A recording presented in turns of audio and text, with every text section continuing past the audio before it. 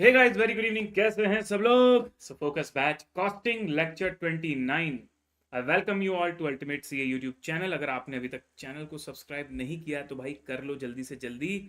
सो सी intermediate सितंबर 2024 वालों के लिए the 100% free batch on YouTube, the focus batch, जिसमें मैं आप लोगों को डेली बेसिस पर chapter wise PYQ and RTPs करवा रहा हूं, जहां पर सर हम लोगों ने लगभग सारे चैप्टर्स के पीवाईक्यू आरटीपी कर लिए हैं।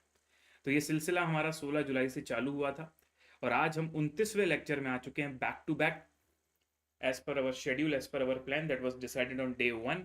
तो आज लेक्चर 29 में जो हमारा एजेंडा है दैट इज सर्विस कॉस्टिंग का लास्ट पार्ट, पार्ट नंबर 3। इसके बाद हमारा जो मेजर चैप्टर्स हैं सारे खत्म। अब जेपीबीपी बचेगा जिसमें कभी कभी 10 नंबर का आता है, और उसके बाद यूनिट एंड जॉब कॉस्टिंग जो है वो एक साथ दोनों मिक्स करके मैं करवा दूंगा। उसमें ज़्यादा टाइम आपने लगना नहीं है। तो ये था हमारा पूरा प्लानिंग।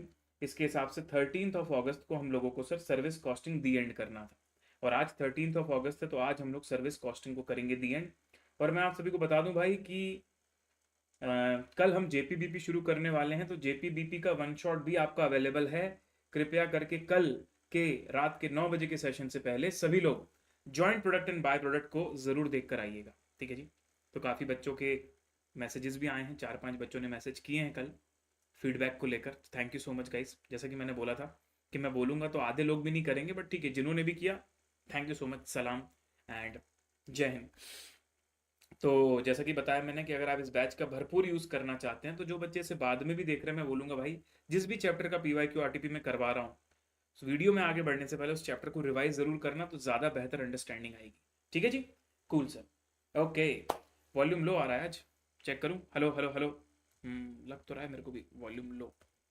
लेट मी सी। अपन सही कर देते हैं अभी साउंड सेटिंग्स, ठीक है। हाँ देख सकते हो उल्लास बेटा, ऐसा नहीं बोलूंगा कि एकदम परफेक्ट अंडरस्टैंडिंग आएगी, लेकिन बेटर तो होगी।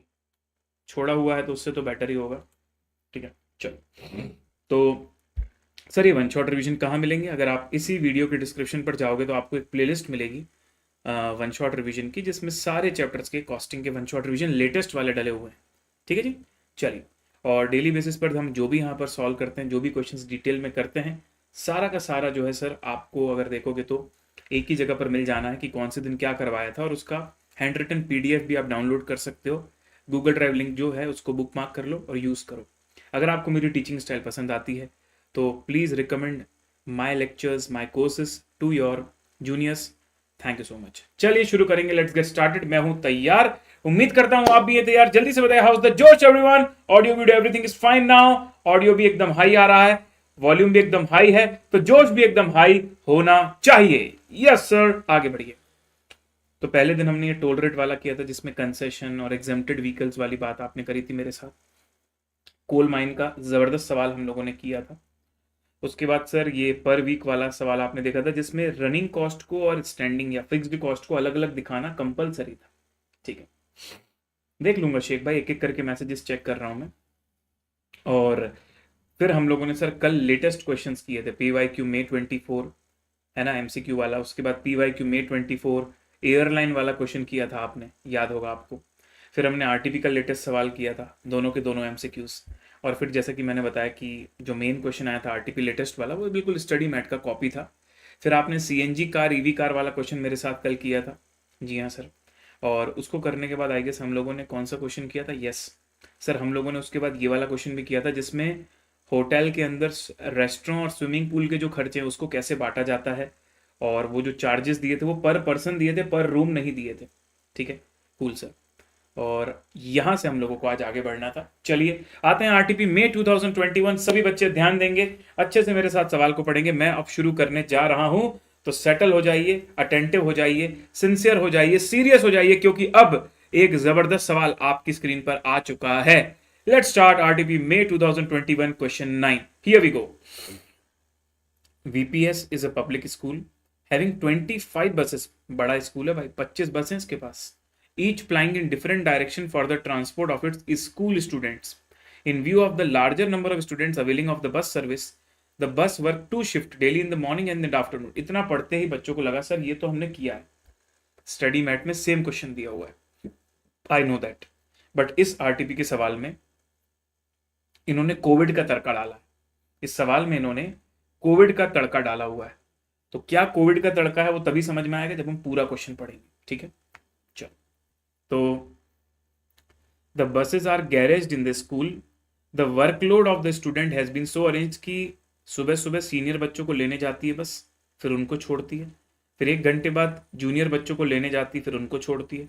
आफ्टरनून में जूनियर वालों की जल्दी छुट्टी होती है तो उनको छोड़ने जाती है, और उसके बाद 1 घंटे बाद सेकेंड ट्रिप में सीनियर बच्चों की लेट छुट्टी होती है तो फिर उनको छोड़ने जाती है। एक बस एक दिन में 4 राउंड ट्रिप्स कर रही है। क्लियर?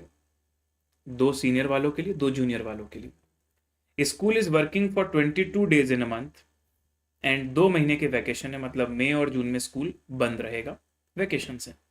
मतलब आपकी जो गाड़ी की रनिंग होगी ना वो एक्चुअली 10 मंथ्स की होगी, ठीक है।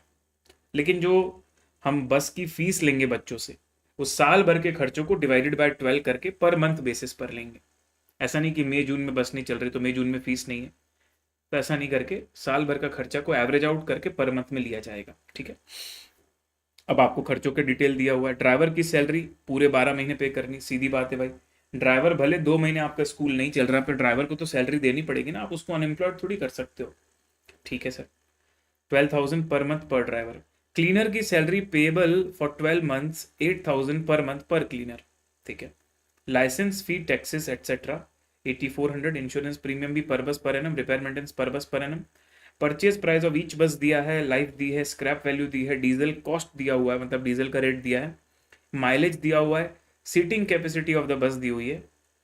The school follows differential transportation fees based on distance travelled. तो जैसे जो बच्चे 0 से 2 किलोमीटर से आ रहे हैं उनसे जो फुल फेयर है ना उसका 25% लेंगे। जो 3 से 4 किलोमीटर से आ रहे हैं उनसे 50% लेंगे। जो 4 से ज्यादा दूर से आ रहे हैं उन लोगों से पूरा पूरा फीस लेंगे। अब ये दिया हुआ है कि टोटल बच्चों में से कितने बच्चे ऐसे हैं जो एकदम नियर वाले हैं, कितने ऐसे हैं जो 3-4 किलोमीटर वाले हैं, और कितने ऐसे हैं जो मोर देन 4 किलोमीटर वाले हैं। तो 3 कैटेगरीज हो गई, 2 की जगह यहाँ पर, ठीक है सर। अब आइए पेंडेमिक का तड़का। Due to a pandemic, lockdown imposed on schools and the school remain closed from April to December. ऐसा ही हुआ था रियलिटी में। 22 मार्च को लॉकडाउन लगा था और अप्रैल से स्कूल की छुट्टियां हो गई थी, तो अप्रैल से लेकर दिसंबर तक पूरे इन महीनों में स्कूल बंद थे। तो स्कूल ने क्या किया था, मैनेजमेंट ने बोले यार ड्राइवर और क्लीनर को तो हमको सैलरी देनी पड़ रही है, बस तो कुछ चल नहीं रही है, स्टूडेंट से फीस भी नहीं आ रही है। तो उन्होंने फिर भी मदद करते हुए उनको ये बोला था कि देखो हम आपको सैलरी तो देंगे, बट क्योंकि कोई स्कूल नहीं चल रहा, कोई इनकम नहीं हो रही स्कूल की, तो हम आपको 75% ऑफ द सैलरी देंगे, ठीक है, लॉकडाउन पीरियड में। इसके अलावा जो रिपेयरिंग कॉस्ट आपको दी है ना कि नॉर्मल साल में जो रिपेयरिंग कॉस्ट लगती है, अब ये वाला तो स्पेशल ईयर है ना, तो इसमें रिपेयरिंग कॉस्ट जो है 25% कम हो जाएगी, 75% रिपेयरिंग कॉस्ट ही लगेगी। अब आपको लग रहा होगा सर पूरे साल भर में से केवल 3 महीने तो बस चली है, उसके बावजूद भी सिर्फ 25% रिपेयरिंग कॉस्ट कम, मतलब खड़े खड़े भी रिपेयरिंग के खर्चे आते हैं, जी हाँ आते हैं। Ignore the interest cost required. Prepare a statement showing the expenses of operating a single bus and fleet of 25 buses for a year. यही सेम चीज पहले भी पूछी थी हमसे स्टडी मैट में जब क्वेश्चन था। फाइंड आउट द ट्रांसपोर्टेशन फी पर स्टूडेंट पर मंथ, और इसमें भी कहीं सर प्रॉफिट नहीं दिया, मतलब कॉस्ट के बेसिस पर चार्ज करेंगे पैसा बच्चों से। तो student coming from a distance of, वो तीनों कैटेगरी में आपको निकाल के बताना है कि भाई कितना कितना चार्ज आप बच्चों से लोगे। लेकिन जो थर्ड पार्ट दिया हुआ है ना सर वो खास है। Calculate the minimum bus fare that has to be recovered from the student for 2020। अब 2020 में क्योंकि गाड़ी चली नहीं है तो पेट्रोल डीजल के खर्चे भी नहीं लगे होंगे, ड्राइवर और कंडक्टर को भी तुमने 25% सैलरी कम कर दी थी, तो इन सब चीज़ों को दिमाग में रखते हुए अब आपको 2020 का अलग से निकालना है। तो सर ये फर्स्ट पार्ट में भी वही निकाल रहे हैं, फिर थर्ड पार्ट में भी निकाल रहे हैं, ऐसा क्यों? सुनो, फर्स्ट और सेकेंड पार्ट एक नॉर्मल ईयर के लिए निकालना है और थर्ड पार्ट स्पेसिफिकली 2020 के लिए निकालना है। समझना, फर्स्ट पार्ट में कहीं नहीं लिखा कि 2020 के लिए, फॉर अ ईयर लिखा है। एक नॉर्मल ईयर में कितना ऑपरेटिंग कॉस्ट आता है वो निकालना है, एक नॉर्मल ईयर में मैं स्टूडेंट से कितना फीस चार्ज करता हूं बस का वो निकालना है। ये कहां पर? पहले 2 पार्ट में। थर्ड पार्ट हमारा स्पेशल केस है जहां पर हम लोगों को इस बात को दिमाग में रखते हुए कि 2020 में क्या क्या अनोखी चीजें हुई, अकॉर्डिंगली 2020 का क्या रिवाइज्ड फीस होना चाहिए वो हमको निकालना है। Got it everyone? तो ऐसा मत समझना कि सर आप पूरे का पूरा सवाल 2020 के लिए नहीं है ना, स्पेशल पॉइंट 2020 का अलग से दिया हुआ है। अच्छा, अब एक चीज और मैं आपको बोलूं, अगर यहाँ पर इन्होंने ना यहाँ पर एक चीज लिख दी है सर, पर क्लीनर 8,000 पर मंथ पर क्लीनर। जनरली हमारा ये अंडरस्टैंडिंग है कि एक ही क्लीनर सारी बसेस को साफ कर देता है, पर जब स्टडी मैट का क्वेश्चन था ना तो वहां लिखा था कि 1 क्लीनर फॉर ऑल बसेस, पर यहां ऐसा नहीं लिखा हुआ है।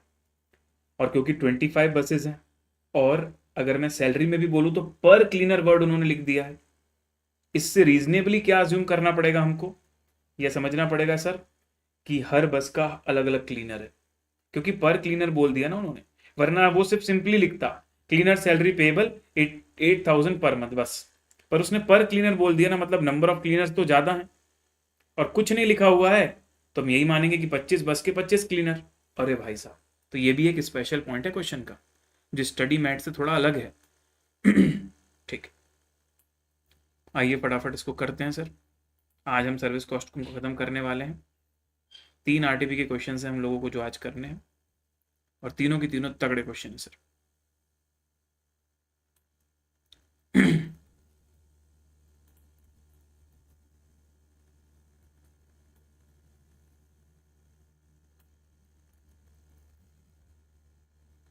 हर बस का पर्सनल क्लीनर है क्यों? हाँ भाई, ऐसे ही समझ में आ रहा है क्वेश्चन देख के तो। अब सुनिए, सबसे पहले हम लोग क्या कर देते हैं सर, सबसे पहले हम कॉस्ट स्टेटमेंट बनाएंगे ना, तो आई थिंक हम लोगों को यहाँ पर जो पेट्रोल एक्ट्रोल के हमको चार्जेस जो निकालने हैं वो तो किलोमीटर पर बेस निकालने हैं, और क्योंकि ये बस की सर्विस जो है स्कूल के बच्चों के लिए, पैसेंजर्स के लिए नहीं है ना, पब्लिक बस नहीं है, तो पैसेंजर किलोमीटर निकालने की कोई ज़रूरत नहीं है। तो सिर्फ और सिर्फ मैं वर्किंग नोट बना के रनिंग किलोमीटर्स निकाल देता हूँ, ताकि पेट्रोल डीजल के खर्चे जो हैं कैलकुलेट करने में दिक्कत ना हो। तो सुनिए सर, 8 किलोमीटर का रूट दिया हुआ है, 8 किलोमीटर का रूट है, और एक राउंड ट्रिप में 16 किलोमीटर लग जाता है, और ऐसी 4 राउंड ट्रिप होती है एक दिन में। और ये मैं नॉर्मल ईयर की बात कर रहा हूँ, ठीक है, एक नॉर्मल ईयर 2020 की बात नहीं कर रहा हूँ। 4 राउंड ट्रिप्स हैं एक दिन में, और ऐसे 22 डेज हमारा स्कूल चलता है एक महीने में, और ऐसे 10 मंथ्स तक स्कूल रहेगा, दिसंबर का कोई वैकेशन नहीं है। तो बताइए कि टोटल रनिंग किलोमीटर एक बस का कितना आ रहा है? एक बस का बोल रहा हूँ मैं, सारी बस का नहीं है, सिर्फ एक बस का है। तो 14,080 is the distance of each बस इन ईयर, इन अ ईयर, ठीक है, एक साल में इतना रहेगा। 16 किलोमीटर इंटू 4 मतलब एक दिन में 64 किलोमीटर इंटू 22 डेज इंटू 10, तो 14,080 किलोमीटर्स, ठीक है। 14,080 किलोमीटर का डिस्टेंस जो है हर एक बस कवर करेगी हर महीने, हर साल में, ठीक है सर। ये किसके लिए हो गया सर? एक नॉर्मल ईयर के लिए। जब कोविड वाला पॉइंट आएगा तो फिर से कैलकुलेट करेंगे उसके हिसाब से। अभी आप मान के चलो कोविड वाला कोई पॉइंट है ही नहीं, क्योंकि कोविड वाला पॉइंट हम तभी समझ पाएंगे जब पहले नॉर्मल क्वेश्चन कर लें खत्म, फिर कंपेरेबल तरीके से समझेंगे उसको, ठीक है। तो आइए अब मैं आ जाता हूँ स्टेटमेंट ऑफ कॉस्ट में, ठीक है। थोड़ा शॉर्टकट में लिखूंगा क्योंकि ये चीज़ आप लोगों के लिए नई नहीं है। मेन जो पेंडेमिक वाला पॉइंट है उसमें थोड़ी स्पीड स्लो रखूंगा, अभी फास्ट कर देता हूँ, ठीक है। तो सैलरी लिख देते हैं, उसमें से भी पहले ड्राइवर की सैलरी लिख देते हैं सर। 12,000 रुपीज़ है पर मंथ पर ड्राइवर। और मैं क्या करता हूँ ना सर, मैं 2 कॉलम बनाता हूँ, एक सिंगल बस का और एक 25 बस का, क्योंकि दोनों बोला ना हमसे operating cost for the year, दोनों की निकाल के बताइए। Statement showing the expenses operating single bus and fleet of 25 buses, और कैलकुलेशन करूंगा सिंगल बस का, और फिर उसमें 25 मल्टीप्लाई करते चलूंगा, तो 12,000 पर मंथ पर ड्राइवर, ये होना चाहिए 144K, और इसमें अगर हम 25 मल्टीप्लाई कर दें तो ये हो जाएगा सर 36 लाख रुपीज़।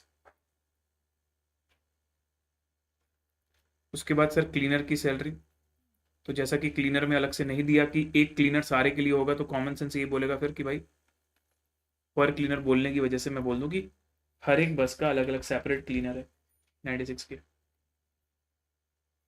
और इसको भी 12 से मल्टीप्लाई करता हूँ तो 11,52,000, ठीक है ना भाई। नेक्स्ट लाइसेंस, अब लाइसेंस फी हमको सर 8400 पर बस पर एनम ऑलरेडी दी हुई, तो उसको फिर मुझे कुछ कैलकुलेट करने की ज़रूरत नहीं है, तो यहाँ कर दूंगा 2,10,000।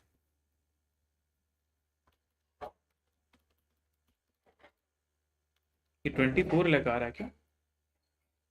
96,000 एक बस का, तो 25 बस का 24 लाख आएगा। मैंने यहाँ 5 बस ले लिया गलती से, और यहाँ भी 2,10,000, ठीक है। लाइसेंस के बाद अगर मैं इंश्योरेंस की बात करूँ, इंश्योरेंस में हमको दिया 15,600, तो वो भी हमको वैसे ही करना पड़ेगा sir. 15,600 into 25 buses which is 3,90,000। Insurance premium के बाद रिपेयर एंड मेंटेनेंस, तो वो हमको दिया 20,500, तो ये भी सेम टू सेम लूंगा मैं।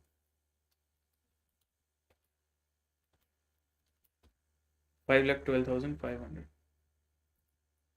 उसके बाद अगर आप देखोगे परचेज प्राइस दिया, मतलब डेप्रिसिएशन निकालूंगा मैं, तो डेप्रिसिएशन हो जाएगा 20 लाख रुपीज़ की बस है, सेलवेज वैल्यू दी है 1.6 लाख की, और यूजफुल लाइफ है 16 ईयर्स की।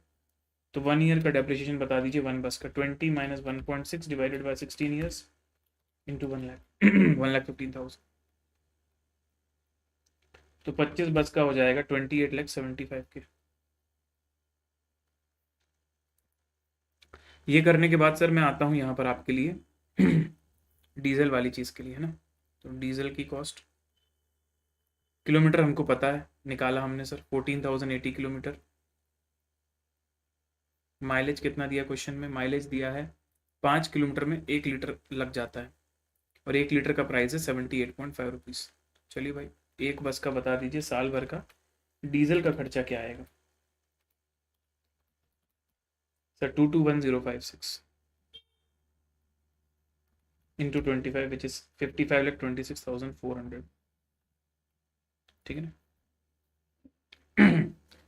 कॉस्ट के नाम पे सर और कोई कॉस्ट हमको नहीं बाकी है यहाँ पर, तो सीधे अब हम वो वाली चीज़ें निकाल सकते हैं। तो यहाँ पर कर देता हूँ मैं टोटल कॉस्ट।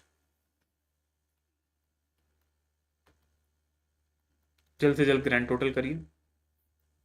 144 के, 96 के, 8,400, 15,600, then 20,500, then 1,15,000, then 221,056, 620,556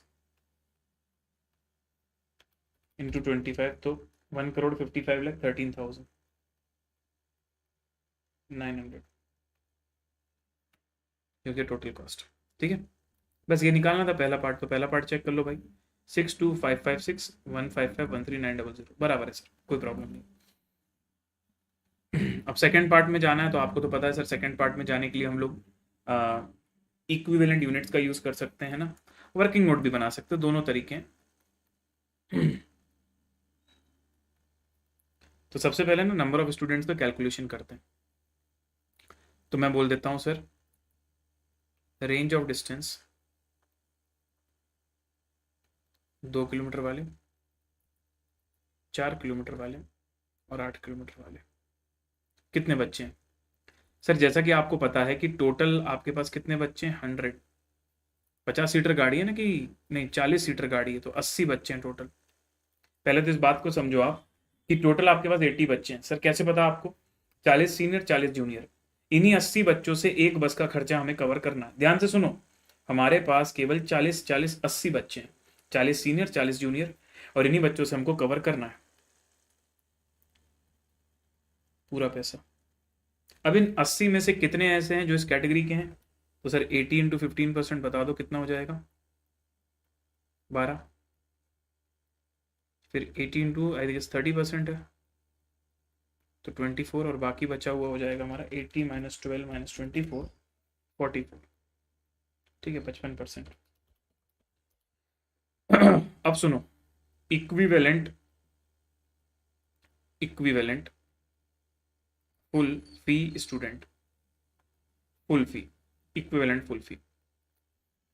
अब जो फुल फी वाले हैं वो तो 44 है, उनको तो फुल फी रखना है, पर जो 24 है मेरे, उनसे मैं कितना पैसा ले रहा हूँ सर? 50% ले रहा हूँ, तो they will be treated like 12 students. और ये जो 12 लोग हैं, उनसे तो केवल 25% किराया ले रहे हो आप, तो they will be treated like 12 का 25%, which is very less. Only 3। तो इक्विवेलेंट फुल फी स्टूडेंट की बात अगर मैं करूँ 3 + 12 + 44 तो यह आ जाएगा 59 स्टूडेंट्स। ठीक है, अब सुनो भाई, कॉस्ट ऑफ ऑपरेटिंग वन बस फॉर 1 मंथ। मंथली फीस पूछा है क्या, पर student per month? Yes, cost of operating बस पर मंथ, एक बस की बात कर रहा हूँ। ठीक है, तो सर ये आएगा हमारा 620556 डिवाइडेड बाय 12, 51713। ठीक है, ये कॉस्ट ऑफ ऑपरेटिंग बस पर मंथ। अब number of equivalent student full फी वाले 59, तो फुल फी वालों से चार्ज करना है 876.49 रुपीज। देखो भाई सही है कि नहीं, 876.48 आ रहा है इनका, हमारा 49 क्यों आ रहा है भाई? ठीक है, जो भी होगा भाई, 51713 डिवाइडेड बाय 59, तो ये आ रहा है 876.49। तो हो गया फी पर स्टूडेंट पर मंथ फुल वाले के। अब आपको पता है ना बाकी वालों से क्या लेना है। हाँ सर, 876.49 का 25% लेना है इन लोगों से जो 2 किलोमीटर से आ रहे हैं, और 50% लेना है उनसे जो 4 किलोमीटर से आ रहे हैं। तो मैं पूरा वो लिख नहीं रहा हूँ कौन सा क्या है, बट ये 3 फिगर्स आपके मैच कर गए ना, 219, 438 और 876। हाँ जी सर, 219, 430। तो अब मैं आऊँ पेंडेमिक वाले पॉइंट में आ जाऊँ बच्चों। ठीक है, ये इतना तो हमने जो अभी तक किया है ना, ये सब तो हम पहले भी करते हुए आ रहे थे, कुछ नई बात नहीं थी इसके अंदर। ठीक है,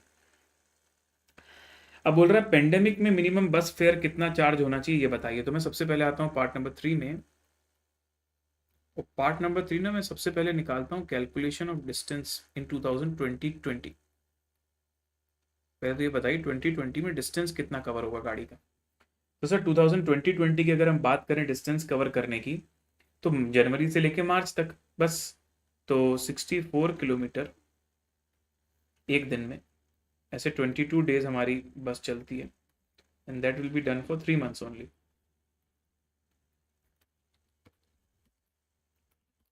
तो यह जाएगा 4224 पर बस पर एनम। एक बस जो है एक साल में इतने किलोमीटर चलेगी बस, और क्या। और आपसे पूछ रहा है minimum bus fare that has to be recovered from the students. तो मैं क्या करता हूँ सर, वापस से टोटल कॉस्ट का स्टेटमेंट बनाता हूँ, या स्टेटमेंट ऑफ कॉस्ट लिख देता हूँ। अब कुछ चीज़ें तो जो लगनी है वो लगनी है सर, जो जैसी गिवन थी वैसी रहेंगी। तो जैसे कि सैलरी की बात करता हूँ, तो सैलरी में थोड़ा सा चेंज आएगा। क्या करेंगे सर, यहाँ ध्यान देने वाली बात है ना, बहुत अच्छे से ध्यान देना। अभी मैं एक ही बस के लिए कर रहा हूँ स्टेटमेंट ऑफ कॉस्ट पर बस, क्योंकि मेरे को कोई मतलब नहीं है ना, वही सेम चीज़ इंटू 25 करूंगा तो सारे बस के लिए आ जाएगा। और अब तो मुझे फॉर्मेट भी नहीं बनाना 25 और 1 बस, तो एक ही बस का करूंगा स्टेटमेंट ऑफ कॉस्ट पर बस फॉर 2020।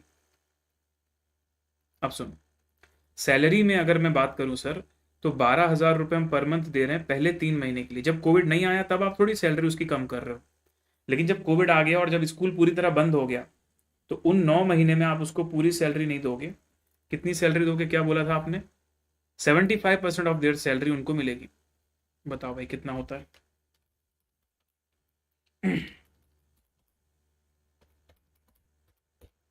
सर 117। समझ में आई ये वाली बात? This was very important. तो जो पेंडेमिक के 9 मंथ्स का पीरियड है उसमें हम उनको सैलरी देंगे केवल और केवल 75%। ठीक है, अप्रैल से लेकर दिसंबर तक, जन फेब मार्च में आपने पूरी देनी है। ये तो हो गया ड्राइवर। क्लीनर की सैलरी बताइए, क्लीनर का सैलरी है कितना? इसमें भी सेम फंडा चलेगा, 8,000 रुपये पहले 3 महीने, और फिर बाकी के 9 महीने जो है सर 25% कम सैलरी देंगे, मतलब 75% सैलरी देंगे। तो 117,000 अगर 12 के लिए आ रहा है तो 8 के लिए आ जाएगा 78,000, क्योंकि बाकी सब कुछ सेम है। फिर लाइसेंस फी एटसेट्रा ये 8400 ही रहेगा भाई। ठीक है, ये तुम्हारा 15,600 ही रहेगा एक बस का एक साल के लिए। तो जो चीज़ फिक्स्ड नेचर की है भाई वो नहीं बदलेंगी। रिपेयर मेंटेनेंस, अच्छा ये चेंज होगा, सॉरी। रिपेयर मेंटेनेंस जो 20,500 दिया है उसके बारे में भी बोला था कि वो भी 75% हो जाएगा, रिड्यूस्ड टू 75%। बाय नहीं लिखा है, रिड्यूस्ड टू लिखा है, मतलब ऐसा नहीं कि 75% कम हो जाएगा, 75% हो जाएगा ऐसा बोला। 15,375। ठीक है, ये होने के बाद अगर मैं दूसरे खर्चों की बात करूँ तो there will be no change. Depreciation, क्योंकि हमारा टाइम बेस्ड है तो डेप्रिसिएशन जो लगना था वो लगेगा। 1,15,000 रुपये का, उसको कोई नहीं रोक सकता। और सबसे मेन कॉस्ट जो हमारी कम हो जाएगी सर वो है डीजल की। तो डीजल में मैं बोलूँगा कि देखो भाई हम केवल और केवल 4224 किलोमीटर चला रहे हैं एक गाड़ी को, 5 का माइलेज और 78.5 का डीजल का प्राइस। तो 66,316.8। तो स्क्रैप वैल्यू, लाइफ, ये सब हो गया, डीजल ले लिया, बस दैट्स इट। जोड़ दीजिए भाई। उम्मीद करता हूँ कि छूटा तो कुछ भी नहीं है। 415691.8 ये कॉस्ट आनी चाहिए। तो ड्यूरिंग द पेंडेमिक ड्राइवर की सैलरी और उसकी कंडक्टर की सैलरी हमको कम करनी थी। एक गड़बड़ करी है हमने, मुझे ध्यान आ गया, एक गड़बड़ हमने करी है। नहीं नहीं, सही है सही है सही है। गड़बड़ नहीं करी। मुझे लगा था कि रिपेयरिंग की कॉस्ट पहले 3 महीने में तो सेम रहनी चाहिए, बाकी के 9 महीने में कम होनी चाहिए, बट ऐसा नहीं बोल रहा। वो बोल रहा है रिपेयरिंग कॉस्ट पूरी 2020 की जो है ना, वो जो नॉर्मल आती है उससे 25% कम है, ओवरऑल बोला है। तो जो मैंने यहाँ पर नहीं 3 महीने का अलग किया और 9 महीने का अलग किया, वो रिपेयरिंग में करने की जरूरत नहीं। रिपेयरिंग का ओवरऑल व्यू दिया हुआ कि पूरे साल में नॉर्मल से 25% कम है, मतलब 75% है, तो गड़बड़ नहीं है, सही है। ठीक है, अब अगर मैं वापस यहाँ पर वही करूँ, नंबर ऑफ स्टूडेंट से मेरे पास इक्विवेलेंट 59, तो इसको 59 से डिवाइड कर दूंगा तो मुझे पता चल जाएगा कि मिनिमम फेयर मुझे कितना चार्ज करना है एक बच्चे से। नहीं, एक मिनट, ये तो है cost for the year. Minimum bus fare that has to be recovered for the year 2020। तो ईयर का भी निकाल सकते हो, मंथ का भी निकाल सकते हो। तो एवरेज स्टूडेंट इक्विवेलेंट 59, तो 415691.8 डिवाइडेड बाय 59, ये आ जाएगा 7045.62। ये है फी पर एनम। और अगर मैं बोलूँ फी पर मंथ, उसको भी 12 से डिवाइड कर दो तो 587.13 जैसा कुछ आना चाहिए। अब मैं एक निकाल दिया, बाकी तुम निकाल सकते हो, बाकी को तुम 25% 50% कर सकते हो। तो चेक करो कितना आ रहा है। 587.12, 587.13। मुझे बताइए क्या आप लोगों को ये क्लियर एंड डन है? क्या संतोष ओपी हुआ? क्या समझ में आई बात? एग्जैक्टली क्या चेंज हुआ सर? तो सबसे इंपॉर्टेंट पार्ट जो यहाँ पर टेक अवे था हमारा वो था ये ड्राइवर सैलरी। मेन पार्ट में क्लीनर सैलरी की भाई जितने क्लीनर्स हैं सबको, मतलब जितने बसेस हैं उतने क्लीनर्स हैं। यहाँ पर भी क्लीनर सैलरी में पहले 3 महीने में अलग और बाकी के 9 मंथ्स में अलग। उसके बाद सर रिपेयरिंग की कॉस्ट जो है वो ओवरऑल 25% से कम हो रही है। और डीजल के लिए जो किलोमीटर मैंने रिवाइज्ड वाला निकाला वो केवल 3 मंथ्स के लिए निकाला, क्योंकि कोविड के 2020 वाले ईयर में बाकी किलोमीटर में गाड़ी चली नहीं है। ठीक है, तो उस हिसाब से जो फेयर आ रहा है हमारा ये, तो नंबर ऑफ स्टूडेंट तो वही है ना, उसको थोड़ी चेंज करोगे कोविड में। तो ये सर हमारा एकदम बढ़िया तरीके से डन है, कोई प्रॉब्लम की बात नहीं है। चलिए अब मैं चलता हूँ आरटीपी नवंबर 2020 में। आइए मेरे साथ रीड करिए, ये भी अच्छा सवाल है।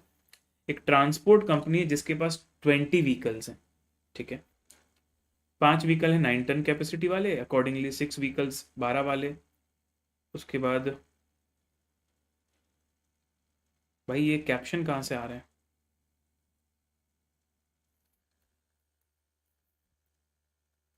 पीपीटी में कुछ रहता है क्या? वही मैं बोला यार ये क्या होने लगा, तो मेरे को बोल बोल के रिपीट कर रहा है भाई वो। ये सही है भाई टेक्नोलॉजी, पर पता नहीं कौन सी लैंग्वेज में कर रहा था। तो 6 व्हीकल हैं 12 मैट्रिक टन वाले, 7 व्हीकल हैं 15 मैट्रिक टन वाले और 2 व्हीकल हैं 20 मैट्रिक टन वाले। Company provides goods transport services. Company goods transport service provide करती है 2 शहरों के बीच में, सिटी ए से सिटी बी तक। Distance between these station is 100 kilometre. तो 100 किलोमीटर का डिस्टेंस है दोनों शहरों के बीच में। और each vehicle make 1 round trip in a day. It is fine sir, मतलब एक ट्रक निकलता है ना तो वो 100 किलोमीटर जाता है और फिर वापस आता है 100 किलोमीटर, एक राउंड ट्रिप एक दिन में होती है। और vehicles are loaded with an average of 90% of the capacity at the time of departure. तो डिपार्चर के समय जैसे 9 मैट्रिक टन है ना, तो 90% भर के जाता है ऑन एन एवरेज ऑक्यूपेंसी रहती है। और रिटर्न आते समय 70% कैपेसिटी रहती है। तो एक एवरेज कैपेसिटी में तुमसे पूछू क्या कि पूरी राउंड ट्रिप में एवरेज कैपेसिटी क्या होगी? मेरी गाड़ी 90% भर के जा रही है, तो जैसे 9 मैट्रिक टन है तो 9 का 90% 8.1 टन भर के जा रहा है। रिवर्स आते समय 70%, 9 का 70% 6.3 आ रहा है। तो ओवरऑल अगर मैं राउंड ट्रिप का एवरेज यूज कर लूँ तो मुझे दो दो बार कैलकुलेशन नहीं करने पड़ेंगे। आई कैन से 80% मेरा लोडेड रहता है ट्रक, ठीक है, 80% ऑन एन एवरेज लोडेड रहता है, ठीक है। फिर बोल रहा है 10% of vehicles are laid up for repair every day. अच्छा, ऐसा नहीं है कि डेली तुम्हारी सारी गाड़ियां चल रही, कभी किसी गाड़ी में प्रॉब्लम होती है तो वो बंद रहती है, कभी कुछ। तो एक एवरेज लेवल पर देखा जाए ना तो आप 10% का लॉस मान लो कि जितनी गाड़ी चल सकती थी उसमें से 10% नहीं चल पाएंगी। तो जो भी तुम्हारा टन किलोमीटर आता है या जो भी तुम्हारा रनिंग किलोमीटर आ रहा है गाड़ियों का, उसको 10% से कम कर देंगे। तो ये बहुत इंपॉर्टेंट पॉइंट है, ये भी एक इंपॉर्टेंट पॉइंट है जिसकी वजह से मैंने क्वेश्चन लिया है। पढ़ना फिर से, 10% of the vehicles are laid up for repairs. ये नॉर्मल लॉस हो गया कि भाई मेरे 100% कैपेसिटी में यूज नहीं कर सकता हमेशा, सारी गाड़ियां हमेशा चल नहीं रही होती, कुछ ना कुछ 1 आउट ऑफ 10 बंद रहती है गाड़ियां। तो ऑन एन एवरेज मान के चलो 2 गाड़ियां तुम्हारी डेली बेसिस पे बंद रहती, एवरेज। कभी 4 भी बंद रहती, कभी 1 भी बंद नहीं रहती, कभी 2 भी बंद रहती, कभी 3 भी रहती, कभी 1 भी रहती है, डिपेंड्स, ठीक है। The following information is related to the month of August 2020। Okay sir, cool. Salary of transport manager दिया है 60,000, सैलरी ऑफ 30 ड्राइवर्स दिया है 20,000 each driver, wages of 25 helpers दिया है 12,000 ईच हेल्पर। तो समझो भाई, एक ट्रांसपोर्ट मैनेजर है, ट्रांसपोर्ट मैनेजर ट्रांसपोर्टेशन देखता है 60,000, एक 30 ड्राइवर्स हैं। मतलब सर 30 ड्राइवर्स क्यों रखें, क्या होता है कभी कोई छुट्टी में, कभी कोई छुट्टी में, कहीं 2 ड्राइवर भी भेज देते हैं जरूरत के हिसाब से, ठीक है। और हेल्पर 25 रखे हमने। लोडिंग अनलोडिंग चार्ज हमारा देखो भाई पर ट्रिप आ रहा है, ना तो पर किलोमीटर बोला है ना तो पर टन किलोमीटर बोला, पर ट्रिप। ये नई चीज आ गई एक कि लोडिंग अनलोडिंग पर ट्रिप निकालना है। कंज्यूमेबल हमको दिया है depends on running of vehicle, total दे दिया अगस्त का, अगस्त के महीने का। इंश्योरेंस हमको एनुअल दिया हुआ है, रोड लाइसेंस एनुअल दिया हुआ है, डीजल का रेट दिया हुआ है, किलोमीटर का माइलेज दिया, ल्यूब्रिकेंट ऑयल अगस्त का दिया हुआ है, रिप्लेसमेंट हमको दिया वो भी अगस्त का दिया हुआ है, गैरेज का रेंट एनुअल दिया तो उसको भी मंथ में कन्वर्ट करना पड़ेगा, मैकेनिकल सर्विस ये अगस्त का दिया हुआ है, इलेक्ट्रिसिटी चार्जेस भी अगस्त का दिया हुआ है, डेप्रिसिएशन भी अगस्त का दिया हुआ है। अब क्या बोल रहा है, there is a workshop attached to the transport department. तो इस कंपनी का मेन तो ट्रांसपोर्ट डिपार्टमेंट हो गया जो मेन ट्रांसपोर्टेशन का काम देख रहा है, पर इसके साथ ना एक वर्कशॉप भी है। अब आप सोचो वर्कशॉप क्यों बनाते होंगे, अरे भाई इतने सारे ट्रक चला रहे हो, कभी कोई गाड़ी में गड़बड़ है, कभी कोई गाड़ी में गड़बड़ है, कहाँ तक बाहर वालों से काम करवाओगे। तो आपने इन हाउस वर्कशॉप बना लिया अपना, मतलब रिपेयरिंग सेंटर, जहां पर वहां 4 बंदे रहते हैं, जो भी दिक्कत आती है वो गाड़ियों को ठीक करते रहते हैं। तो वर्कशॉप का मतलब समझना, और ये होता है रियलिटी में भी होता है। जो बड़ा ट्रक का वेंडर होगा ना वो अपनी वर्कशॉप भी खुद ही बना लेगा, ठीक है, जहां से उसकी खुद की व्हीकल रिपेयर होती है बस। तो यहाँ तो बोल रहा है कि खुद की भी व्हीकल व्हीकल रिपेयर करते हैं और अदर व्हीकल्स भी रिपेयर करते हैं, तो वहां से भी कमाते होंगे कुछ, ठीक है। लेकिन पॉइंट ये है सर कि ये जो ट्रांसपोर्ट मैनेजर है ना, हमें लग रहा था कि पूरी 60,000 की सैलरी हम ट्रांसपोर्ट डिपार्टमेंट में डाल देंगे इसका, लेकिन वो बोल रहा है कि ट्रांसपोर्ट मैनेजर की 40% सैलरी आपको वर्कशॉप में डेबिट करनी है। इसका मतलब ट्रांसपोर्ट मैनेजर दोनों चीज़ों को देख रहा है, ये हमारा जो बस वाला काम है उसको भी देख रहा है और रिपेयरिंग वाली वर्कशॉप को भी देख रहा है। तो ट्रांसपोर्ट मैनेजर की 40% सैलरी हम उस डिपार्टमेंट में ट्रांसफर कर देंगे। मतलब यहाँ कितनी लेंगे, यहाँ पर कितनी लेंगे, गुड्स ट्रांसपोर्ट वाले डिवीजन में कितनी लेंगे, 60% लेंगे। फिर बोल रहा है कि ट्रांसपोर्ट डिपार्टमेंट क्योंकि अपना वर्किंग, देखो हमारी खुद की गाड़ियां जो हैं वो भी वहीं पर रिपेयर होती हैं, तो कॉस्ट तो चार्ज होनी चाहिए ना उसकी भी। तो बोल रहा है कि वर्कशॉप अपनी कॉस्ट का 88,000 रुपीज एक महीने का ट्रांसपोर्ट डिपार्टमेंट को चार्ज करता है। ये भी बहुत अच्छा पॉइंट है। और during the month of operation we have 25 days. अब आपको निकालना है कॉस्ट पर टन किलोमीटर, दूसरा निकालना है कितना फ्रेट चार्ज करोगे अगर 25% प्रॉफिट है ऑन सेल्स। तो basically cost per ton kilometre ही निकालना है। पर पॉइंट ये है कि सर बहुत लॉन्ग डेटा दिया हुआ, बहुत लेंदी डेटा दिया हुआ है, इस वजह से क्वेश्चन का थोड़ा लेवल अप हो जाता है कि गाड़ियाँ बहुत सारी हैं, फिर कुछ गाड़ियाँ रिपेयर में हैं, लोडिंग अनलोडिंग का खर्चा निकालने का तरीका अलग है। तो इन सब चीज़ों को मद्देनजर रखते हुए थोड़ा सा ध्यान दे के चलना पड़ेगा हमको, ठीक है। आइए सर करेंगे, कोई प्रॉब्लम नहीं है sir, we are ready for the challenges. अब आपसे डेली पढ़ पढ़ के हमने चैलेंजेस को जो है सर एक्सेप्ट करना सीख लिया है। कूल, आइए। तो सबसे पहले मैं निकाल देता हूँ working note of running kilometre और टन किलोमीटर, दोनों निकाल देता हूँ, ठीक है। वर्किंग नोट नंबर 1, तो मैं क्या बोलूँगा कि देखो अलग अलग टाइप के हमारे व्हीकल्स हैं। तो यहाँ पर मैं लिखता हूँ कैपेसिटी, ठीक है, और कैपेसिटी यूज्ड लिखता हूँ, कैपेसिटी यूज्ड तो 9 मेट्रिक टन है, मैं सबको 80% लिख देता हूँ। मतलब ये कॉमन सेंस वाली बात है कि जाने में हमारी कैपेसिटी 70 है, आने में 90 है, तो अगर हम दोनों का अलग अलग निकालेंगे तो काम हमारा बढ़ जाएगा। तो मैं क्या करूंगा, पूरी राउंड ट्रिप का एक साथ टन किलोमीटर निकालूंगा, तो कैपेसिटी में 80% ले रहा हूँ। तो जो 9 मेट्रिक टन है उसको 80% ले लिया, तो हो गया 7.2। या फिर ऐसा भी कर सकते हो, सुनो सुनो, ऐसा मत लिखो, एक बढ़िया तरीका है दूसरा हमारे पास, कैपेसिटी एज इट इज रहने देते हैं, लास्ट में एक साथ 80% कर देंगे, 20। ठीक है, व्हीकल्स कितने हैं, 5, 6, 7 और 2। अब मैं आता हूं यहां पर सर, पहले रनिंग किलोमीटर निकालता हूँ, ठीक है। तो देखो सर, 5 व्हीकल्स हैं हमारे, ठीक है, 100 किलोमीटर तक जाएंगे और 100 किलोमीटर आएंगे, तो मैं 200 किलोमीटर लिख दूँ एक राउंड ट्रिप का। 5 व्हीकल हैं, 200 किलोमीटर की राउंड ट्रिप करते हैं, और कितने दिन चलते हैं महीने भर में, 25 दिन। यहाँ पर भी मैं कर देता हूँ, 6 व्हीकल्स हैं, 200 किलोमीटर की राउंड ट्रिप है, 25 दिन। यहाँ पर भी मैं कर देता हूँ 7 व्हीकल्स हैं, 200 किलोमीटर की राउंड ट्रिप, 25 दिन। और यहाँ पर भी मैं कर देता हूँ 2 व्हीकल्स हैं, 200 किलोमीटर की राउंड ट्रिप, 25 डे। ये कितना रनिंग किलोमीटर आ रहा है पहले ये बताइए।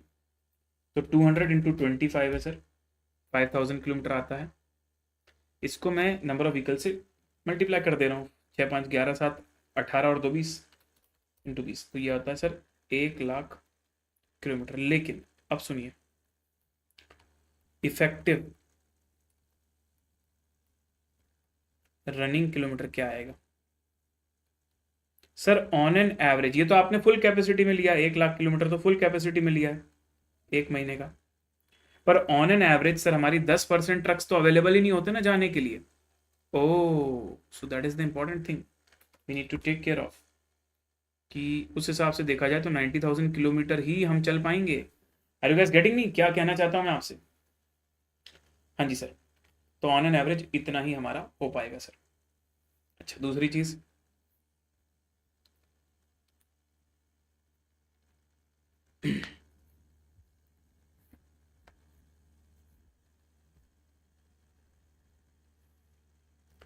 कभी मेरा कैपेसिटी 9 टन होता है, कभी 12 टन होता है, कभी 15 टन होता है, कभी 20 टन होता है।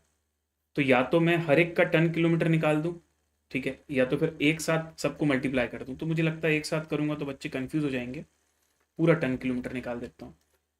5 इंटू 200 किलोमीटर इंटू 25 दिन इंटू 9 टन, तो यार 2,25,000 टन किलोमीटर। क्या कर रहा हूँ मैं, सारे रनिंग किलोमीटर को कैपेसिटी से मल्टीप्लाई कर रहा हूँ, ठीक है।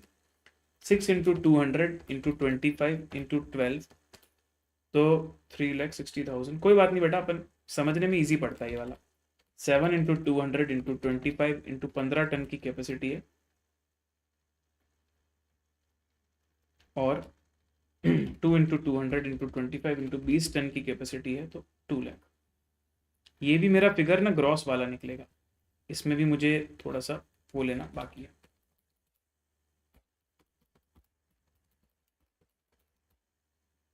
$12,10,000 टन किलोमीटर।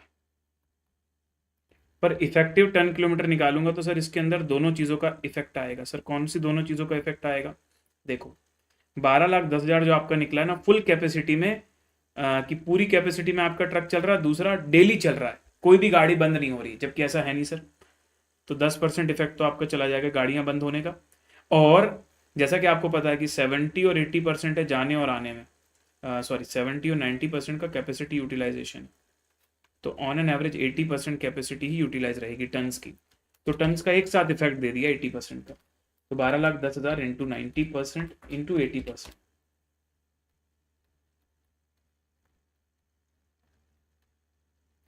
समझ रहे हो आप बात को। तो सारे बच्चे ध्यान से सुनिए। अच्छा, ये कैलकुलेशन गलत निकला क्या मेरा, 225 360 525 200, 13,10,000 है सर ये। इसको 13,10,000 कर दीजिए सर, तो 13,10,000 इंटू 90% इंटू 80%, 943 200 कर दूं इसको। अब देखो इन सब चीजों को निकालने के अलग अलग तरीके हो सकते हैं, लेकिन कॉन्सेप्ट आपको समझना पड़ेगा। बहुत ध्यान से सुनिए मैं क्या बोल रहा हूं। जो मैंने रनिंग किलोमीटर निकाला है, 1 लाख किलोमीटर निकाला है, तब मैंने ये माना कि सर सारी व्हीकल्स चल रही हैं, पर ऑन एन एवरेज 10% रिपेयर्स में रहती है, नहीं चल रही होती है। तो जो 1 लाख आया उसका 10% माइनस करके 90% ले लिया, 90,000 किलोमीटर ले लिया। सिमिलरली टन किलोमीटर जब मैंने निकाला तो पहले फुल कैपेसिटी पर निकाल दिया कि मान लो सारी गाड़ियां चल रही हैं और सारी गाड़ी फुल्ली लोडेड है। फिर दोनों के इफेक्ट को मैंने यहां पर मल्टीप्लाई कर दिया कि भाई 90% गाड़ियां ही चल रही हैं और 80% कैपेसिटी पर चल रही हैं। तो जो टन्स में मल्टीप्लाई करना था 80% वो भी ले लिया नीचे, और जो किलोमीटर में मल्टीप्लाई करना था 90% वो भी ले लिया। तो एक एक में करते तो बहुत लेंदी हो जाता है, इसलिए लास्ट में जाके एक साथ कर दिया। अब ये करने के बाद इतना तुमको समझ में आना चाहिए, ठीक है। अब मैं आता हूं वर्किंग नोट नंबर 2 में बेटा। अब सुनो बड़े भाई, ट्रांसपोर्ट मैनेजर और ये सब चीजें तो तुम कर लोगे डायरेक्टली, पर ड्राइवर भी कर लोगे, हेल्पर भी। लोडिंग अनलोडिंग का चार्जेस हमको निकालना है। तो लोडिंग अनलोडिंग बोल रहा है सर 850 ईच ट्रिप। तो पहले हम पता करते हैं नंबर ऑफ ट्रिप्स कितनी है। अब मुझे बताओ 850 रुपीज उसने पर ट्रिप बोला है, मैं इसको राउंड ट्रिप मानूं, पर राउंड ट्रिप मानूं या पर ट्रिप मानूं? बताइए। लोडिंग अनलोडिंग को मैं पर राउंड ट्रिप मानूं या पर वन वे ट्रिप मानूं? क्या बोलना है आपका? अकॉर्डिंगली फिर नंबर ऑफ ट्रिप्स निकालेंगे। अगर राउंड ट्रिप निकालना है तो आधा आंसर आएगा, और वन वे ट्रिप्स निकालना है तो पूरा आंसर आएगा। नहीं, राउंड ट्रिप नहीं होगा पीयूष कुमार। मैं अब आपको बिजनेस का लॉजिक बताता हूं, सुनो। जब सिटी ए से ट्रक निकलता है, जब सिटी ए से ट्रक निकलता है तो यहां होती है लोडिंग, और सिटी बी में पहुंचता है तो होती है अनलोडिंग। तो लोडिंग अनलोडिंग का एक साइकिल तो एक ही ट्रिप में खत्म हो जाता है। उसके बाद वापस जब बी से ट्रक निकलता है तो होती है लोडिंग, और ए में जाके होती है अनलोडिंग। ओ भाई साहब, are you able to understand? एक राउंड ट्रिप के अंदर 2 बार लोडिंग और 2 बार अनलोडिंग हो रही है। तो लोडिंग अनलोडिंग के पॉइंट ऑफ व्यू से हमें वन वे ट्रिप लेनी चाहिए। So we should take number of one way trip. It's not about assumption, it's about common sense. As loading and unloading is done on each trip, not on each round trip. Loading and unloading is done on each one way trip. कितने बच्चे इस बात को समझ पाए?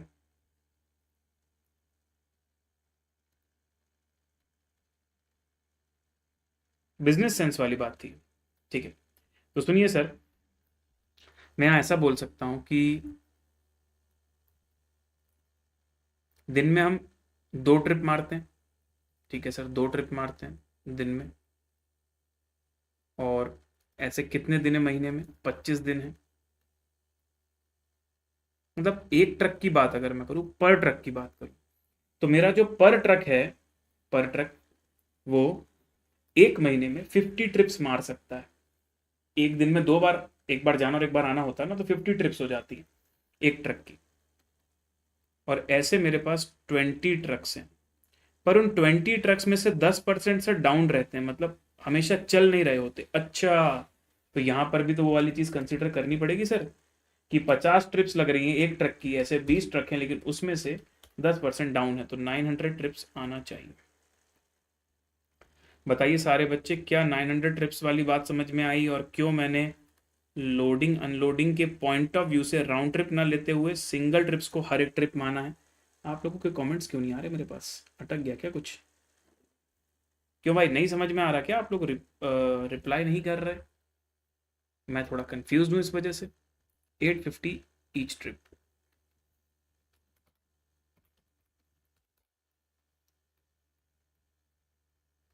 पर आपने assumption लेकर राउंड ट्रिप कर सकते हैं? नहीं, वही तो बता रहा हूं, मैंने अजम्पशन लेकर सिंगल ट्रिप थोड़ी किया है। शेख, तुम्हें ऐसा लग रहा है कि मैंने अजम्पशन लेकर सिंगल ट्रिप किया। मैं लॉजिक समझाने की कोशिश कर रहा हूं, सुनो। लोडिंग अनलोडिंग एक पूरी राउंड ट्रिप में 2 बार हो जाता है ना। जब तुम यहां से लेके निकल रहे हो ए से, तो लोडिंग हुई, फिर अनलोडिंग हो गई, तो एक ट्रिप तो ये कहला गई लोडिंग अनलोडिंग की। फिर बी से जब निकला सामान तो फिर लोडिंग हुई, फिर अनलोडिंग हुई। तो ऐसे लोडिंग अनलोडिंग तो एक राउंड ट्रिप में 2 बार हो रहा है ना, इसका मतलब हर सिंगल ट्रिप के पॉइंट ऑफ व्यू से लोडिंग अनलोडिंग बार बार हो रही है, इसलिए। ठीक है, तो अगर आप ये सोच रहे हो कि अजम्पशन लेकर बदल दोगे आंसर, तो गलत हो जाएगा, क्योंकि अजम्पशन कहीं भी नहीं लिया जा सकता, जहां जरूरत है वहीं लिया जाता है, right. You can not take assumption anywhere. Cool, ठीक है। चलो, अब हम लोग कॉस्ट स्टेटमेंट बना देते हैं और कॉस्ट पर टन किलोमीटर निकाल देते हैं। तो सिर्फ अगस्त के महीने का सारा डेटा लेना है, ठीक है, ओनली फॉर अगस्त, क्योंकि मैंने जो आई गेस टन किलोमीटर और किलोमीटर लिए वो भी सिर्फ एक महीने के लिए, फॉर अगस्त ओनली। ठीक है, तो यहां पर मैं लिखता हूं सैलरी ऑफ ट्रांसपोर्ट मैनेजर। तो ट्रांसपोर्ट मैनेजर को हम देते हैं 60,000 रुपीज, लेकिन सर उसकी 40% सैलरी तो वर्कशॉप वाला लेगा, हम उससे 60% काम करवा रहे हैं, तो हमारे में 60% काम अलोकेट होगा, तो 60% सैलरी अलोकेट होगी। ठीक है, उसके बाद अगर मैं बात करूं ड्राइवर, ड्राइवर कितने, 20,000 रुपये हर ड्राइवर को मिलता है, और ऐसे 30 ड्राइवर रखे हमने, 6 लाख। बफर में रहते हैं ना ड्राइवर, कभी कभी एक साथ दो दो भी जाना पड़ता है, कॉम्प्लिकेटेड रास्ता है तो 2 लोगों को भेजते हैं। दूसरी बात है सर हेल्पर्स, हेल्पर्स की सैलरी 12,000, और ऐसे हेल्पर्स हमारे पास कितने, 25 हेल्पर्स आर देयर, 3 लाख। ठीक है ना, कूल सर। अगला हमारे पास दिया है लोडिंग अनलोडिंग, जो हमने वर्किंग नोट से निकाला।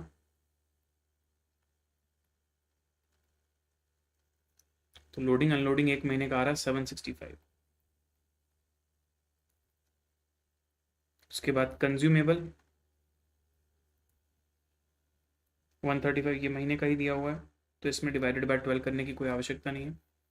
और बाकी एनुअल दिया है सर, इंश्योरेंस, रोड लाइसेंस, तो इंश्योरेंस का खर्चा हो जाएगा 840 डिवाइडेड बाय 12, और लाइसेंस का खर्चा होगा 6 लाख डिवाइडेड बाय 12।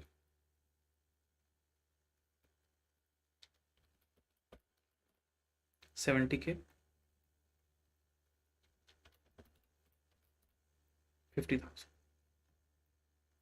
कूल, चलो अब आते हैं सर डीजल। रनिंग निकाला है तुमने ऊपर, निकाला सर, 90,000 किलोमीटर चलेंगे एक महीने में सारे ट्रक मिला के, अपॉन माइलेज है 5 का और 78 का रेट है डीजल का, तो 90,000/5 इंटू 78, मतलब ओ भाई सब कुछ ज़्यादा ही आ रहा है यार ये, 90,000 किलोमीटर डिवाइडेड बाय 5, 18,000 इंटू 78, तो 14,04,000 हो रहा है। ठीक है भाई, ये सबसे महंगा कॉस्ट होता भी है वैसे भी, तो मेन कॉस्ट होता भी है। लुब्रिकेंट एटसेट्रा एनुअल दिया, पर मंथ दिया, कुछ नहीं बोला, मतलब अगस्त का है। फिर replacement of tyre tube etcetera का अमोर्टाइजेशन, टायर वायर के खर्चे का एक एवरेज ले लें तो 425 आपको लेना है पर मंथ, मतलब अगस्त के पार्ट में। एनुअल नहीं लिखा ना। रेंट अगर मैं बोलूँ गैरेज का रेंट, तो वो एनुअल दिया हुआ है, उसको 9 लाख रुपीज़ डिवाइडेड बाय 12 कर देता हूँ, 75K। Routine mechanical service sir हमको सीधे दी हुई है, नॉट फॉर एनुअल दिया, वो पूरा मतलब मंथ का ही दिया हुआ है। उसके बाद है इलेक्ट्रिसिटी, वो भी आएगा मंथ का ही होगा, 55,000 तो लग ही जाएगा। और डेप्रिसिएशन ऑन व्हीकल, ये भी मंथ का ही दिया होगा, सारी गाड़ियों का मिला के 6 लाख। तो क्वेश्चन के स्ट्रक्चर के ऊपर सब चीज़ डिपेंड करती है। अच्छा, अब देखना अलोकेशन ऑफ वर्कशॉप, वर्कशॉप अपने खर्चों का कुछ हिस्सा हमको बांट रहा है, कितना, 88,000, तो ये भी हमारी कॉस्ट का पार्ट बनेगा ना भाई। Now let's calculate, 36,000, 6 lakh, 3 lakh, 765K, 135K, 70K, 50K, 1404K, 115K, 425K, 75K, 3 lakh, 55K, 6 lakh, 88K, 5018।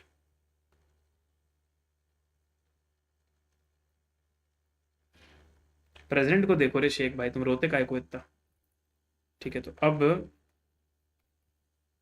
Ton kilometre कितना है, 10 किलोमीटर 943,200, तुम्हें दिल से समझ में आ रहा है कि नहीं, तुम इसमें फोकस करो ना भाई।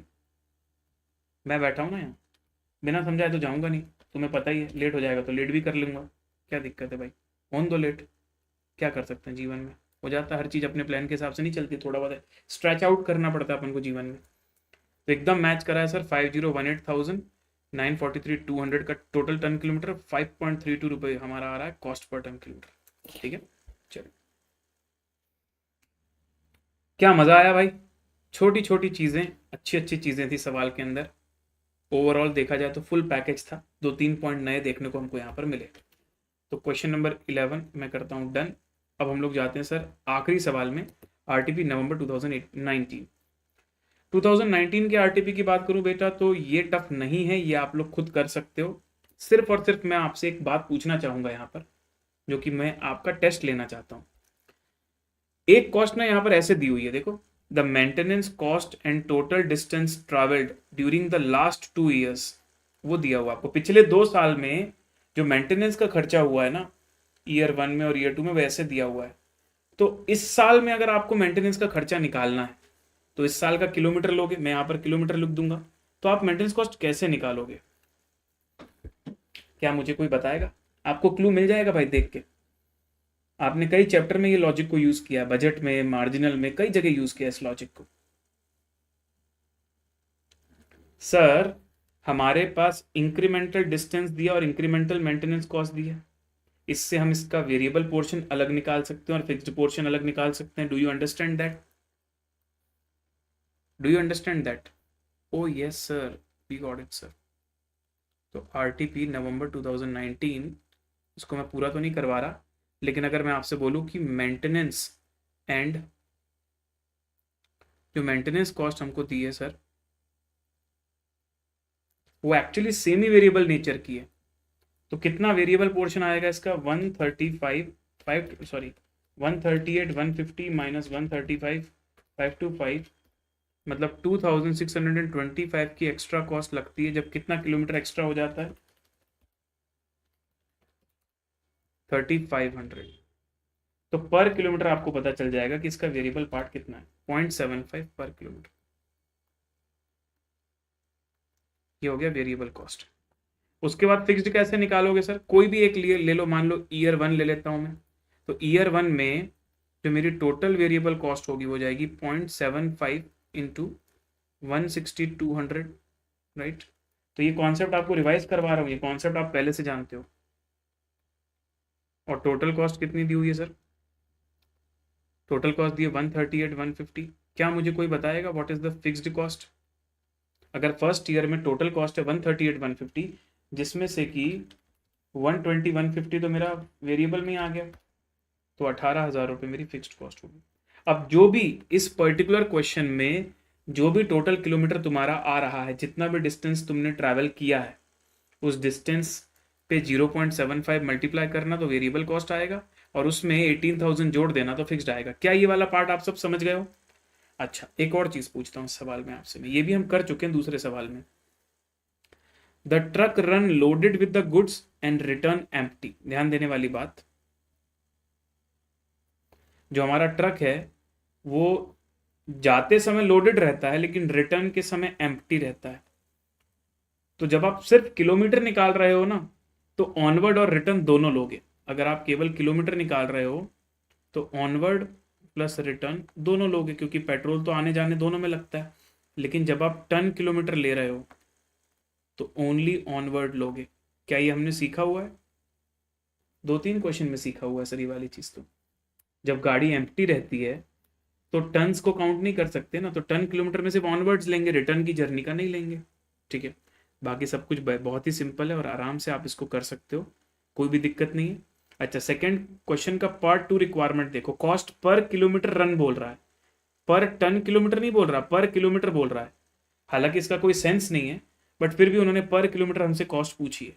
तो जब पर किलोमीटर पूछ लेना तो सिर्फ किलोमीटर से डिवाइड कर देना, टन मत लेना। तो आइए अब ये सारी चीज़ों को मैं एक बार दिखा देता हूँ तुमको। देखो, इन्होंने यहाँ पर टोटल किलोमीटर ट्रैवल्ड भी निकाला है और टन किलोमीटर ट्रैवल्ड भी निकाला है, लेकिन टन किलोमीटर निकालते समय सिर्फ उन्होंने जाने वाली चीज़ ली है, आने वाली चीज़ नहीं ली है। तो ये तुम खुद से कैलकुलेट करके देखना तो तुमको बन जाएगा। ये वाला पार्ट तो मैंने तुमको ऑलरेडी बता ही दिया है।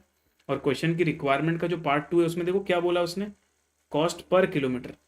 तो ऐसे केस में मैं सिर्फ किलोमीटर से डिवाइड करूंगा। हालांकि जब बाद में मुझे फ्रेट निकालना होगा तो टन किलोमीटर भी लेना ही पड़ेगा, उसमें कोई दिक्कत की बात नहीं है। तो आई थिंक ये क्वेश्चन आप खुद से कर सकते हैं। इसमें मुझे सिर्फ आपको सजेस्टिव वे में बताना था। इसके साथ हमारा आई गेस ये पूरा होता है कि और कोई क्वेश्चन है? नहीं सर, खत्म होता है। तो भाई साहब बहुत बहुत बधाई हो सभी को। We have completed one more chapter and only left with 3 chapters and 3 days, maximum 3 days, may be 2 days में भी हो सकता है। सो कल जॉइंट प्रोडक्ट बाय प्रोडक्ट शुरू करेंगे। मैं जल्दी से 2-3 मिनट के अंदर आपको PYQ RTP एनालिसिस दिखा देता हूँ कि क्या हमने सारी चीज़ें कवर करी और नहीं करी हैं तो क्यों नहीं करी। May 24 करके देखा आपने, बहुत सिंपल क्वेश्चन है। May 24 का दूसरा जो प्रॉपर वाला आया था, फेयर वाला, एविएशन वाला जो क्वेश्चन आया था ना, एयरलाइन वाला, उसमें भी कोई स्पेशल पॉइंट तो था ही नहीं ना, अपने आप में रिक्वायरमेंट नहीं थी बस। नवंबर 23 की बात करूँ तो वो ब्रेकफास्ट का और स्विमिंग पूल का खर्चा जो है वो पर पर्सन था, पर रूम नहीं था। ये गलती कुछ लोग कर सकते थे, तो वो एक स्पेशल पॉइंट था। और जो टोल रेट का कैलकुलेशन किया तो हमने उसमें एग्जेम्प्टेड व्हीकल्स का कैसे कंसीडर करना है, रिटर्न जर्नी में कंसेशन है, ये वाला पॉइंट थोड़ा कॉम्प्लिकेटेड है तो उसको अच्छे से समझना है। नवंबर 22 तो cost of processing home loan application, study mat जैसा सवाल था। May 22 में अगर मैं बोलूँ तो कोल माइन वाला जो सवाल है, अच्छे से ध्यान है ना तुमको, कि हम लोग टाइम कैलकुलेशन निकालते हैं ईच ट्रिप की, और फिर जो हमारा टन किलोमीटर वो सिर्फ लोडेड पार्ट के लिए लेते हैं। रिटर्न में जब वो खाली आ रहा है ट्रक तो उसका टन नहीं लिया जाता, तो टन किलोमीटर भी नहीं लिया जाता, ठीक है, पर टन किलोमीटर निकालने के लिए। फिर दिसंबर 21 एक बहुत सिंपल क्वेश्चन है तो उसको करने की आवश्यकता नहीं थी। जुलाई 21 याद है तुमको, इंश्योरेंस का क्वेश्चन दिया हुआ है पर पॉलिसी वाला। फर्क सिर्फ इतना यहां पर है कि क्वेश्चन में ना back calculation of IT cost आ गया। जैसे क्या होता है, क्वेश्चन में तुमको बता देता है इतने रुपए की कॉस्ट है और इतनी इंश्योर्ड वैल्यू है। यहां उल्टा करेगा, cost per rupee of insured value question given कर देगा, रिवर्स कैलकुलेट करके तुम टोटल कॉस्ट निकाल सकते हो, और टोटल कॉस्ट लेके फिर बैलेंसिंग फिगर में आईटी वाली कॉस्ट निकल जाती है। तो जो हमारी सारी कॉस्ट दी हुई ना उसमें से एक कॉस्ट मिसिंग है, वो हमको निकालना है। तो cost per rupee of insured value लेंगे, रिवर्स कैलकुलेट करके टोटल कॉस्ट पता चलेगी, टोटल कॉस्ट में से रिमेनिंग कॉस्ट हटा देंगे तो बैलेंसिंग फिगर बच जाएगा आईटी कॉस्ट का। तो बहुत सिंपल है, चर्चा करने योग्य सवाल नहीं है। जनवरी 21 में भी ऐसा ही कुछ हुआ। आपने स्टडी मैट में जो हॉस्पिटल का क्वेश्चन किया होगा वहां भी प्रॉफिट पर पेशेंट डे निकालना होता है, ब्रेक इवन पॉइंट निकालना होता है। पर हमारे मॉड्यूल के क्वेश्चन में number of extra bad days हमको दिए हुए हैं, यहाँ उल्टा है। यहाँ पर एक्स्ट्रा बैड डे के कितने चार्जेस हैं वो क्वेश्चन में दिया हुआ है, और number of extra bad days आपको रिवर्स कैलकुलेट करना है।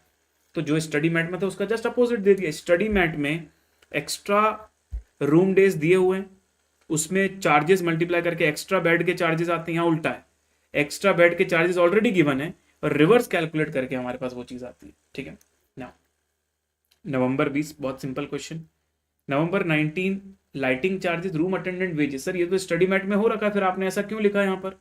सुनो, स्टडी मैट में हमने अजम्पशन लिया था कि विंटर हमारा ऑफ सीजन है, पर पेपर में जब ये सवाल आया था नवंबर 19 में तो विंटर ऑफ सीजन का पार्ट है ऐसा ऑफिशियली क्वेश्चन ने बोला था, अजम्पशन नहीं लेना पड़ा था। अच्छी बात है सर, ये तो अच्छी बात है, बहुत बढ़िया बात है। May 19 का क्वेश्चन हमने देखा सर, जिसमें आपने देखा कि वेरिएबल और फिक्स को अलग अलग दिखाना जरूरी था क्योंकि क्वेश्चन की रिक्वायरमेंट में बोला हुआ था। ये तो पहले दिन ही कर लिया था हमने। उसके बाद आता है नवंबर 18, बहुत सिंपल क्वेश्चन है, और May 18 भी हॉस्पिटल वाले क्वेश्चन का कॉपी पेस्ट है, प्रॉफिट पर पेशेंट है, ब्रेक इवन पॉइंट सेम ही है। अब मैं आता हूँ आरटीपी। आपने मेरे साथ एक एमसीक्यू किया लेटेस्ट आरटीपी का, फिर सितंबर 24 की आरटीपी का, पर वो भी बहुत सिंपल था। पिछले 3 आरटीपीज में कुछ भी खास नहीं आया, सेम टू स्टडी मटेरियल। नवंबर 2022 का जो सवाल है जिसमें बसेज इन रिपेयर्स हैं, बट इसका जो सॉल्यूशन है ना इलॉजिकल है। इसने क्या किया, जैसे अभी हमने क्वेश्चन नहीं किया जिसमें 10% बसेज हमारी नहीं चल रही हैं क्योंकि रिपेयर में डली हुई हैं, तो हम उसका कंसिडरेशन रनिंग किलोमीटर में भी लेते हैं, उसका कंसिडरेशन नंबर ऑफ ट्रिप्स में भी लेते हैं, उसका कंसिडरेशन टन किलोमीटर में भी लेते हैं। नवंबर 2022 में वही पॉइंट दिया था, लेकिन उसने ना कुछ कुछ जगह पर उसका इफेक्ट लिया, कुछ कुछ जगह पर नहीं लिया। तो मैं बोलता हूँ एक क्वेश्चन की वजह से मैं अपने आप को क्यों कंफ्यूज करूं। तो I will suggest you all कि नवंबर 22 का क्वेश्चन अवॉइड करना, मत करना उसको, इसलिए मैंने करवाया भी नहीं। सीएनजी वर्सेस ईवी वाला सवाल जो है सर वो May 22 में दिया हुआ था, हमने किया हुआ ऑलरेडी। फिर नवंबर 21 में बहुत सिंपल क्वेश्चन है, वो याद है तुमको, दिल्ली टू आगरा, दिल्ली टू चंडीगढ़, उसके जैसा। फिर May 21 में कोविड वाला सवाल आया था, तो कोविड वाला सवाल तो हमने ऑलरेडी डिटेल में कर लिया आज। और नवंबर 20 में हमने वो वाली बात भी कर ली कि जो 90% व्हीकल्स हैं वही चल रहे हैं, तो इसका इफेक्ट हमें रनिंग किलोमीटर में भी लेना है और टन किलोमीटर में भी लेना है। लोडिंग और अनलोडिंग का जो कॉस्ट है सर, वो भी पर ट्रिप कैसे निकालना है वो भी अच्छे से समझा था वर्किंग नोट से। और वर्कशॉप वाला एक स्पेशल पार्ट था कि वर्कशॉप का कुछ हिस्सा ट्रांसपोर्ट डिपार्टमेंट में आएगा और ट्रांसपोर्ट मैनेजर की कुछ सैलरी वर्कशॉप में जाएगी। फिर नवंबर 19 का मैंने ओरल डिस्कशन करके तुमको बता दिया कि सेमी वेरिएबल दिया हुआ मेंटेनेंस, तो हमको उसका वेरिएबल फिक्स अलग दिखाना पड़ेगा और टन किलोमीटर में भी सिर्फ लोडेड पोर्शन लेना पड़ेगा, ठीक है। और अगर मैं आपसे बात करूं सर, बाकी के 3 आरटीपी मई 18 नवंबर 18, तो तीनों स्टडी मटेरियल के सेम क्वेश्चन आए हैं, सिमिलर नहीं सेम, इलस्ट्रेशन नंबर भी मैंने लिख दिया, सेम टू सेम आए, ठीक है जी। That's all for today, thank you so much guys, bye bye, see you all. कल मिलेंगे जॉइंट प्रोडक्ट बाय प्रोडक्ट के साथ, तब तक के लिए जय हिंद।